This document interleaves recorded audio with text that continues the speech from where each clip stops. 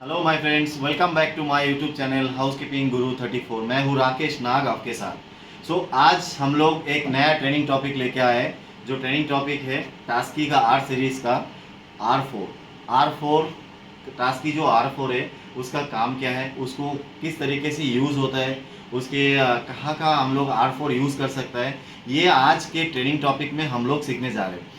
सबसे पहले जल्दी जो लोग अभी तक मेरे चैनल को सब्सक्राइब नहीं किया है तो जल्दी जल्दी सब्सक्राइब कर लीजिए और बेल आइकन को दबाना मत भूलना, क्योंकि आप जब बेल आइकन दबाओगे तभी आपको अपडेटेड वीडियोस आपके चैनल में डायरेक्ट आ जाएगा।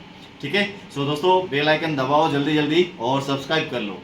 आज चलते हैं जो आज के ट्रेनिंग टॉपिक R4 टास्की आर सीरीज का जो R4 है उसका काम क्या है, उसको कहाँ का यूज़ होता है और कैसे यूज़ करना है आज के ट्रेनिंग टॉपिक में। तो शुरू करते हैं टास्की का। Good evening. Good evening. आज कैसे हैं सब? ठीक ठाक? अच्छा, सबने खाना वाना खाया क्या? है? क्या तेरा पेट में खाली दिख रहा है? खाना खा के आए? आज फिर से वही बोरिंग टॉपिक। बोरिंग लग रहा है? नींद आ रहा है कि नहीं आ रहा है? नींद आ रहा है? आज का ट्रेनिंग टॉपिक क्या है? टास्की R4 हम लोग किस काम से यूज करते हैं और कहाँ यूज होता है R4। R4 एक्चुअली सारे होटल्स में और कुछ कुछ इंडस्ट्रीज में भी यूज होता है, कोई कोई घर पे भी अपने घर पे भी यूज करते हैं। बट सब लोगों का एक ही क्वेश्चन है, R4 किस तरीके से यूज होता है और उसके ओरिजिनल मतलब सही तरीका क्या है R4 यूज करने का। ठीक है। तो आज के ट्रेनिंग टॉपिक में हम लोग वो सीखेंगे जहाँ R4 किस तरीके से यूज होता है टास्की का। टास्की सेम डाइवर्सी, उसके टास्की ब्रांड, टास्की प्रोडक्ट, उसमें आर सीरीज में R4 आता है। ठीक है। R4 देखते कैसे, सबसे पहले हम लोग देख लेते हैं R4 कैसे देखते हैं। दोस्तों ये है R4 का ये कैन। ठीक है, ये है R4 का ये कैन ऐसे आता है, 5 लीटर का ऐसे कैन आता है। ठीक है। R4 देखते कैसे आपको मालूम पड़ गया ना? हाँ, R4 का। ठीक है। अभी हम लोग जाते हैं एक बार स्टेप बाय स्टेप R4 का डायल्यूशन प्रोसेस क्या है, R4 किस काम में आता है और कैसे यूज करना है। सबसे पहले हम लोग जाएंगे डायल्यूशन में। R4 का डायल्यूशन प्रोसेस क्या है? Ready to use. साउंड आवाज जोर से। रेडी टू यूज और चैंग ready to use. Okay, Manav ready to use. Okay, सही बोला आपने। R4 जो होता है उसमें कोई डायल्यूशन नहीं होता है, वो रेडी टू यूज ही आते हैं। ठीक है। R4 होता है रेडी टू यूज के, मतलब उसमें कोई भी आपको वाटर वगैरह कुछ भी यूज करने का जरूरत नहीं, डायल्यूशन करने का जरूरत नहीं, वो कंपनी से ऑलरेडी रेडी टू यूज ही आते हैं। बस आपको ढक्कन ओपन करो, सिप ओपन करके आपने स्प्रे बॉटल्स में डालो, डाल के फिर आपने यूज करना चालू करना है। ठीक है। बट सबसे मेन चीज, हमेशा एक चीज याद रखना आप लोग, कोई भी केमिकल आप स्प्रे बोतल में यूज करो या कहीं पे भी यूज करो, बट उसमें आपके वो केमिकल का टैग होना बहुत जरूरी है। कभी भी बिना टैग का स्प्रे बोतल यूज मत करना। और सबसे मेन इंपॉर्टेंट थिंग्स जो मैंने ऑलमोस्ट होटल में देखा है और ये चीज बहुत गलत है। दोस्तों, केमिकल कभी भी आप वाटर बॉटल्स में मत लेना। केमिकल वाटर बॉटल्स में लेते हो क्योंकि कभी भी कोई भी वो आपने वाटर बॉटल्स बिना टैगिंग का आपने रखा है कहीं पे, गलती से मिस्टेक से कोई भी उसको पानी या कुछ भी सोच के कोई बच्चे का हाथ में लग गया हो तो जूस समझ के आराम से पी लेंगे बस, तो वो चीज गलत है। आप केमिकल कभी भी पानी के बॉटल्स में नहीं रखना है। ठीक है। और आपने कहीं देखा तो आप आगे वाले को भी मना करो, नहीं, पानी के बॉटल्स में कभी भी केमिकल नहीं रखा जाता है। और स्प्रे बॉटल्स में जो कैंस आते हैं स्प्रे बॉटल्स उसमें रखो, बट टैगिंग के साथ रखो। टैगिंग के साथ रखो जी, ये केमिकल है, ये वो केमिकल, सबके टैगिंग होना चाहिए, उस हिसाब से रखना चाहिए।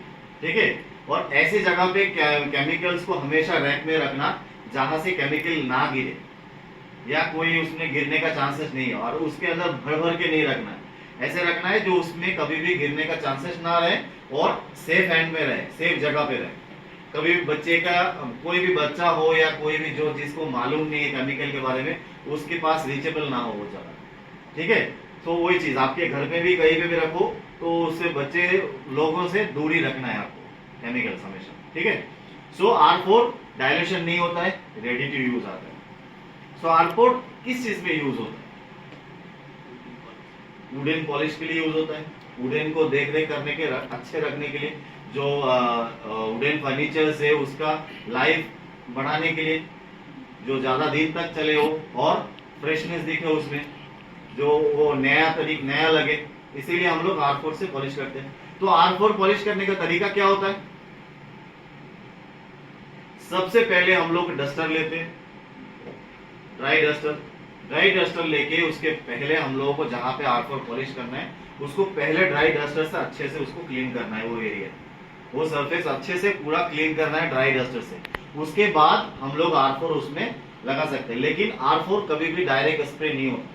डस्टर पे स्प्रे करो, डस्टर पे जो स्प्रे करने के बाद आप वो जगह पे आप उसको यूज करो, पॉलिशिंग जो चालू करना है वो उसके बाद करो। सो क्या पॉइंट हुआ? सबसे पहले ड्राई डस्टर से वहां पे अच्छे से डस्टिंग कर लेना है कि उसके ऊपर जब डस्ट रहेगा और वही डस्ट के हालत में आप स्प्रे करके उसको लगाओगे तो वो क्लीन कभी नहीं होगा। तो इसीलिए सबसे पहले हम लोग क्या करते हैं, डस्टिंग कर लेते हैं, उसको एरिया को अच्छे से साफ करके फिर वहां पे हम लोग R4 से पॉलिश करना चालू करते हैं, ठीक है ना। R4 का मेन जो काम है वुडन फर्नीचर जो पॉलिशिंग के लिए और उसको अच्छे लाइफ बढ़ाने के लिए। और एक काम क्या होता है R4 का? यस, उसमें क्या है, R4 से भी जो स्मेल आते हैं, फ्रेशनर आता है, वो रूम फ्रेशनर का भी काम करते हैं बहुत टाइम। देखना R4 से आप जब R4 से क्लीन करने के बाद आप बंद करके चले जाओ, फिर जब सुपरवाइजर रूम चेक करके निकल जाएंगे, फिर जब गेस्ट आएंगे ना, एज ए गेस्ट आप सोचो, आप एज ए गेस्ट आ रहे हो तो आप दरवाजा खोल के जो आपको फ्रेशनेस मिलेगा ना, तो वो हर चीज में केमिकल में नहीं आता है। R4 में ये दो चीज दिया गया है, फर्नीचर पॉलिश काम रूम फ्रेशनर के लिए भी काम आता है, बट रूम फ्रेशनर मतलब ऐसे फ्रेशनेस के लिए नहीं, आप स्प्रे करो रूम फ्रेशनर के तरीके नहीं, आप फर्नीचर पॉलिश करो उसमें से ही आपको स्मेल आएगा। और जो चीज है उसमें आप फ्लोर पॉलिश के काम में वो ऑलमोस्ट टाइम यूज नहीं होता है, ओनली फॉर वॉल्स एंड जो फर्नीचर है उसके लिए यूज होता है। फ्लोर पे क्यों यूज नहीं होता है? क्योंकि फ्लोर पे जब आप यूज करोगे तो उससे फ्लोर शाइनी हो जाता है, स्लिपी, तो कोई भी गेस्ट उसमें स्लिप हो सकता है, इसीलिए फ्लोर पे R4 ज्यादा यूज नहीं किया जाता है। क्लियर? सो फ्लोर पे यूज करने से पहले आपके सीनियर से डिस्कस करो, उसके बाद फ्लोर पे यूज करो। मैं बोलूंगा तो फ्लोर पे यूज ही मत करो, क्योंकि फ्लोर पे जब यूज करोगे तब आपको वो स्लिपरी होगा, फ्लोर शाइनिंग हो जाएगा, तो उसमें कोई भी गेस्ट या कोई भी बच्चा हो वो स्लिप हो जाएगा, या आप भी हो सकते हो कभी भी, क्योंकि आपने कभी भी यूज किया तो आपको मालूम पड़ेगा, देखना वो फ्लोर हमेशा स्लिपरी हो जाता है। और जहां पे कभी कभी मैंने कई जगह पे देखा है, R4 से हम लोग सिंगल डिश मशीन से R4 से पॉलिश करते हैं, ठीक है ना, तो वो चीज भी गलत है। फ्लोर पे R4 से कभी भी फ्लोर पॉलिश नहीं करना चाहिए, तो वो फ्लोर स्लिपरी हो जाता है, तो उसके लिए गेस्ट को चलने के लिए वो प्रॉब्लम हो जाता है, ठीक है ना। तो R4 से क्या क्या चीज काम होता है? एक होगा फर्नीचर पॉलिशिंग, और एक है रूम फ्रेशनेस, जो रूम फ्रेश एक अच्छा स्मेल देते रूम के अंदर, जो फ्रेशनेस फील हो रूम के अंदर आके, जैसा कोई हार्डनेस कोई आते हार्ड केमिकल यूज करते हैं तो उसमें जो बैड स्मेल आता है वो नहीं आता है R4 में हमेशा अच्छा स्मेल आता है। R4 का पीएच लेवल क्या होता है? 6.5 टू 7.5। R4 का जो पीएच लेवल होता है वो 6.5 टू 7.5 इतने तक ही होता है अप्रोक्स, ठीक है ना। सो R4 किस किस काम के लिए यूज हो रहा है? नो डायल्यूशन, उसमें रेडी टू यूज आता है, क्लियर। और R4 रिलेटेड और कोई क्वेश्चन आपको? सबको आइडिया आया R4 कहाँ पे यूज होता है, कैसे यूज करते हैं? हाँ, पूरा आइडिया आया सबको? सो दोस्तों, आप लोगों ने देखा जे R4 किस तरीके से यूज होता है और कैसे हम लोग R4 के यूज करते हैं। R4 यूज करने का जो सही तरीका है वो मैंने आपको ये ट्रेनिंग वीडियो में बताया।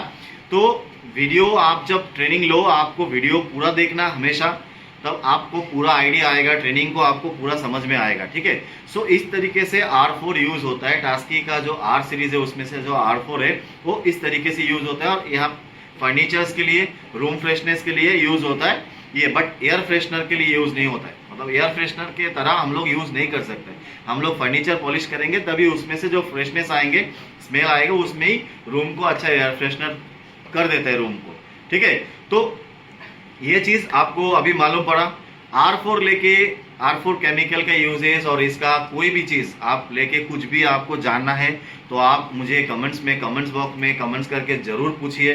बताइए आपको ये वीडियो या ट्रेनिंग वीडियोस मेरा कैसा लग रहा है, और बाकी आपको और भी कुछ ज़्यादा जानना है, आपको कुछ डिटेल्स में जानना है तो मुझे मेल जरूर करना। आप मेरे डिस्क्रिप्शन बॉक्स में आपको मेल ID मिल जाएगा, आप मुझे डायरेक्ट मेल भी कर सकते हो, तो आपको मैं फुल डिटेल्स हमेशा सेंड करूंगा और आपको हर क्वेश्चन का आंसर दूंगा। तो जल्दी कमेंट्स बॉक्स में कमेंट्स कीजिए और बताइए मेरा वीडियोस कैसा लग रहा है आपको, ठीक है। सो आज के लिए टाटा, आते हैं नेक्स्ट दिन कोई नेक्स्ट ट्रेनिंग टॉपिक लेके, नेक्स्ट कोई ट्रेनिंग वीडियोस लेके। So thank you so much, thanks for watching housekeeping guru 34।